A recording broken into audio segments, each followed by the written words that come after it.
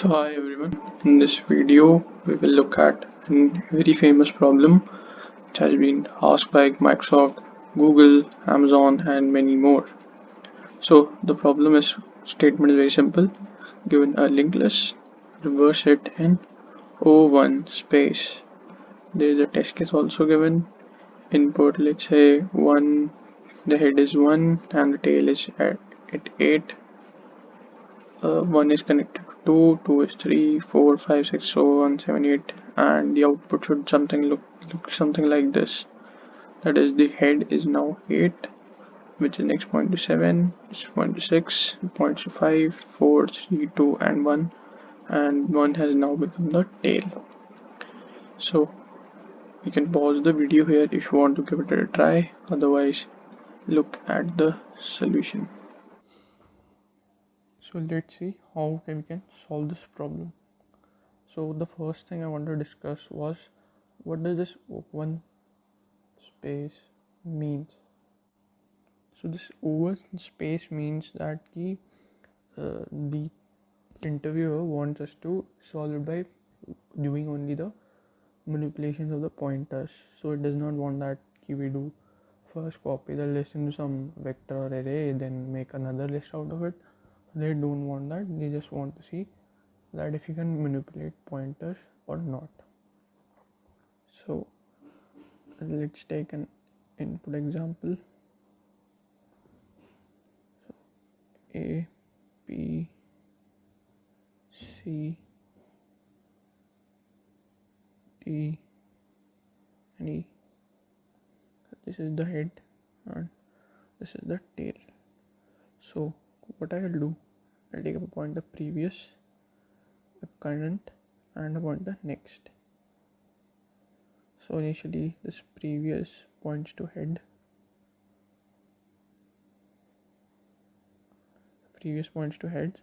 and current points to previous arrow next, that is B.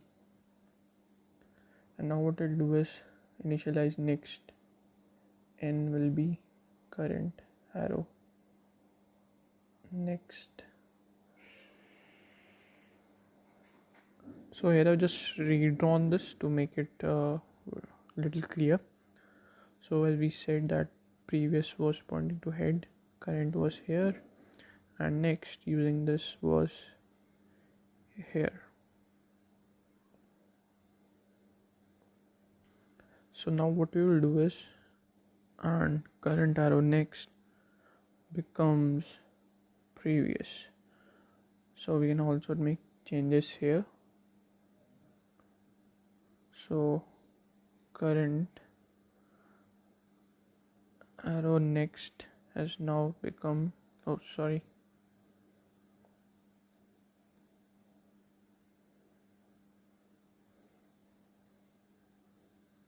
current arrow next has now become previous.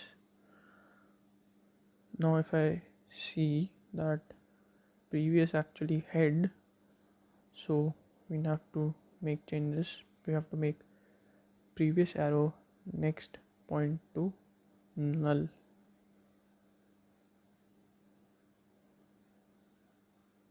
So this is null, and we have to make changes to the tail now.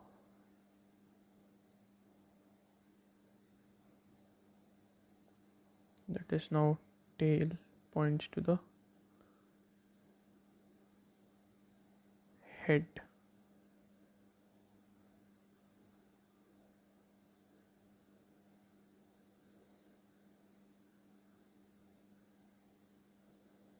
And after this current has become, before that previous is now current, and current is now next. So let's make the changes here.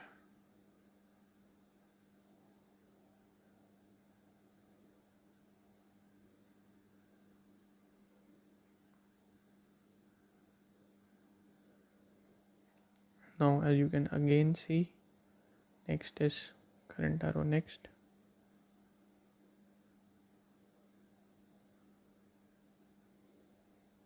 current arrow next now becomes P,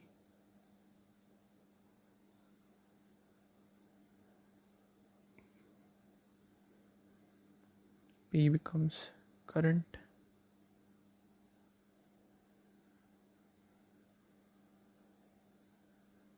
and current becomes next.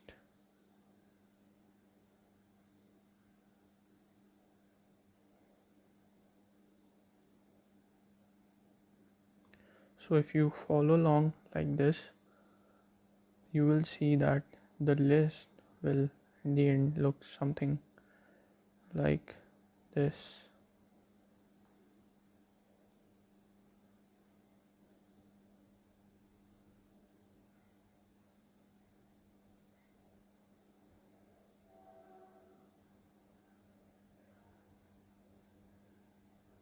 And using the appropriate changes, we will make this point to the head now.